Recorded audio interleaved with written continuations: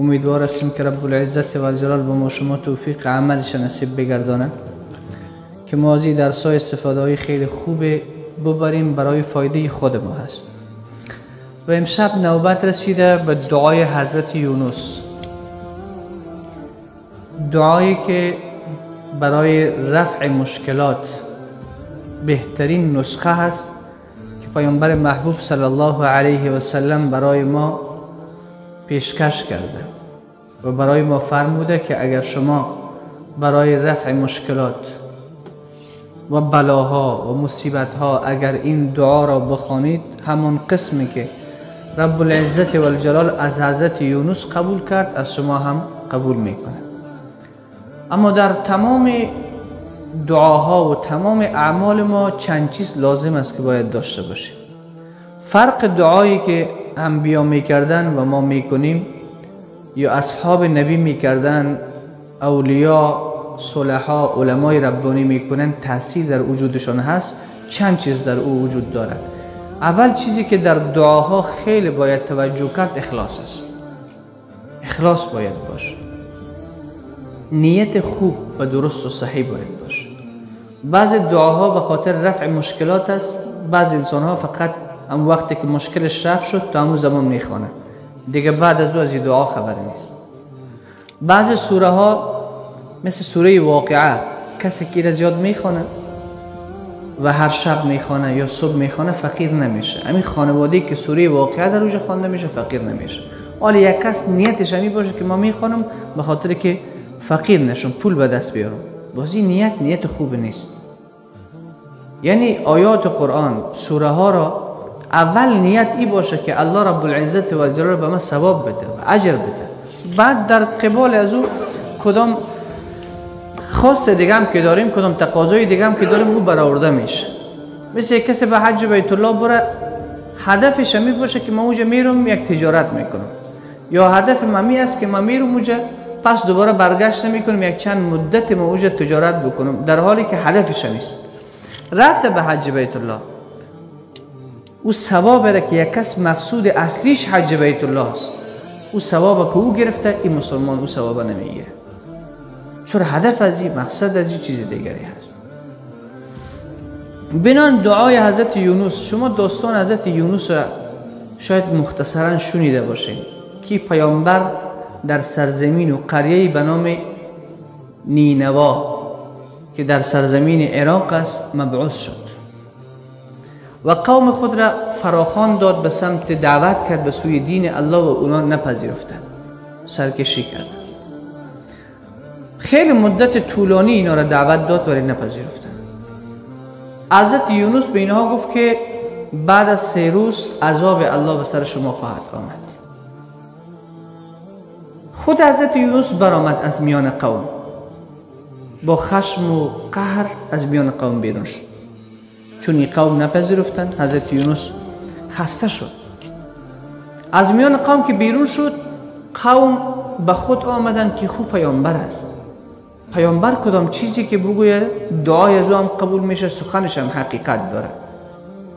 اینا ترس و وحشت در وجودشان آمدن، از انکاری که کرده بودن، از سرکشی که کرده بودن دست برداشتن، شروع کردن به زاری و عذر، هم زن و فرزند و مواشی و حیوانات همه را بردن در صحرا، به زاری و تضرع و گریه شروع کردن.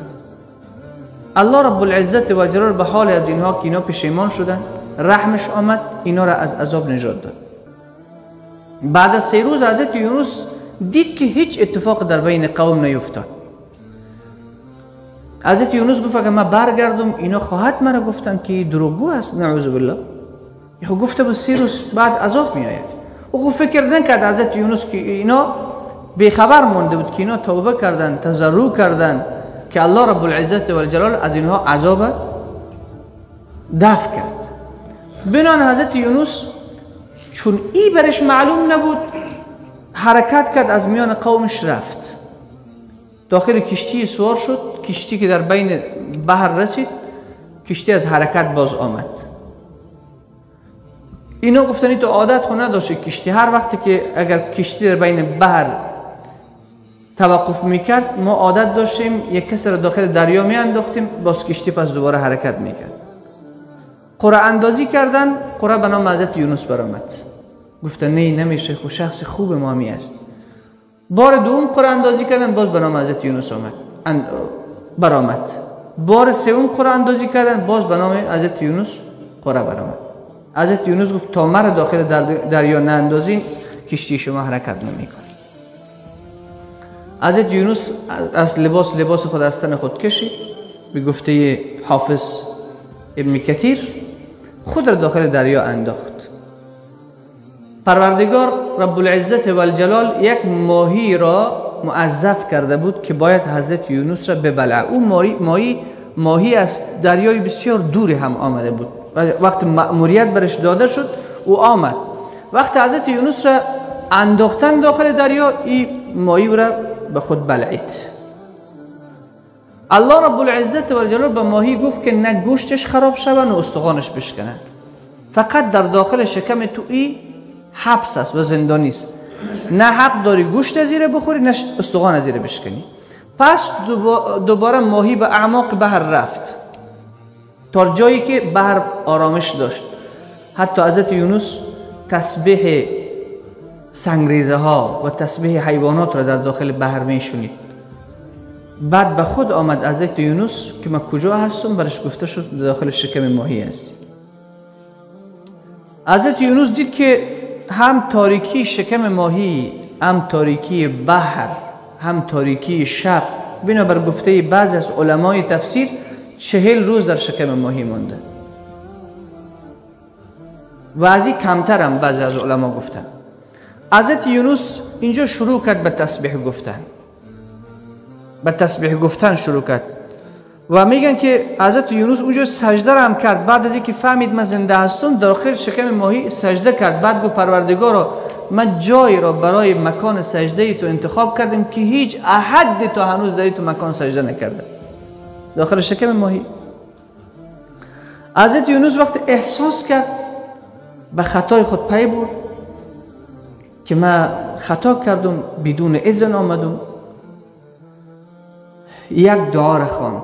این دعا هم الهام شد به حضرت یونس: لا اله الا انت سبحانك انی کنت من الظالمین. این دعای حضرت یونس است. این دعا را حضرت یونس در شکم ماهی خواند. بعد از خواندن این دعا قرآن میگه فاستجبنا له، ما این دعای حضرت یونس اجابت کردیم و نجیناه من الغم، و ما او را از این غم نجات دادیم، از این اندوه و رنج و مصیبت نجات دادیم. و کذالک ننجی المؤمنین، این چونین ما مؤمنان را نجات میدهیم.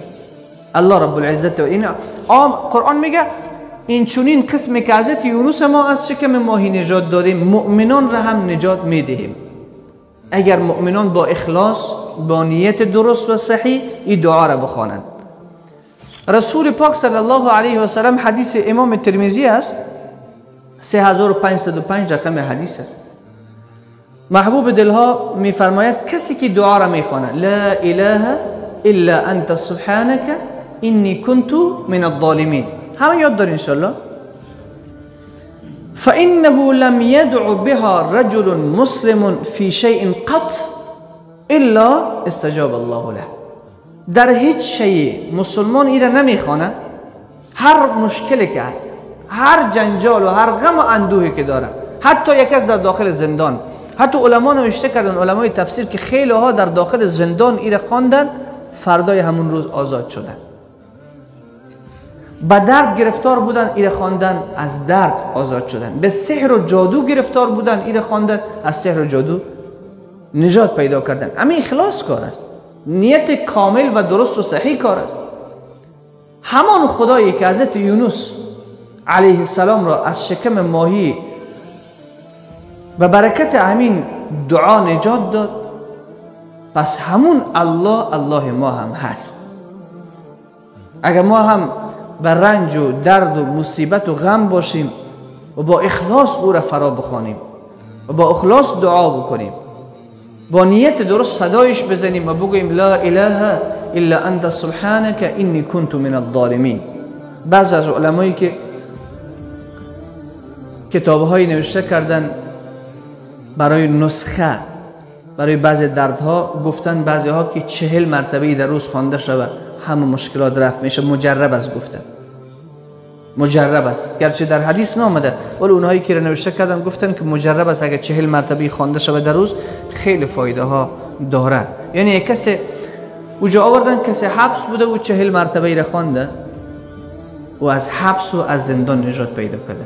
ما هم به یک نحو کل ما حبس هستیم. یکی حبس گناه است، یکی حبس یک مصیبت و رنج است، یکی حبس دری است که اولاد نداریم. مشکلات ما زیاد است. پس همین اخلاص را که حضرت یونس کرده، پیامبر محبوب صلی الله علیه و سلم فرمود شما را خبر نتون به یک شی، به یک دعای که اگر مصیبت و رنج و غم ها به سمت شما بیاید، وقت شما ایره بخوانین الله رب العزت و الجلال شما را از غم ها نجات میدهد و راه بیرون رفت از مشکلات بر شما ایجاد میکند. حاکم در مستدرک حدیث میاره. بعد پیامبر صلی الله علیه و سلم همین دعا را تعلیم دادن، لا اله الا انت سبحانك انی کنت من الظالمین. این زیاد بخوانید، تجربه شده. وقتی که سخن نبی هست، حدیث هم حدیث صحیح، پیامبر فرمود کسی دعا نمیکنه با این کلمات درباره هر شیء که است، در هر چیزی که است، الا استجاب الله له، مگر ای که الله اجابت میده. حتی یک کسی میخواد یک کسی را ازدواج بکنه، با سختی مواجه شده، یا فقر، یا هو کسی را که میخواه برش نمیتن، همین دعا را بخونه، لا اله الا انت سبحانك انی کنت من الظالمین. چون پیامبر صلی الله علیه و سلم فرمود مسلمانی دعا را در هر چیزی که بخونه و به اخلاص بخونه، الله رب العزت و الجلال استجابت میکنه و دعای از او را میپذیره. لا اله الا انت سبحانك انی کنت من الظالمین. این نسخه هایی که من شبانه برای شما میتونم، این شما خودتون عمل بکنین و نتیجه بگیرین. این تا جایی که کسایی که عمل کردن نتیجه گرفتن. به همین خاطر کتاب‌های زیادی نوشته شده در این رابطه. همین دعاهایی که ما برای شما انتخاب میکنم، خیلی تلاش میکنم که دعایی که گفته شده که صحیح باشه، این در حدیث صحیح و درست وارد شده باشه. امیدوار هستم که ان شاء الله گرفته باشه.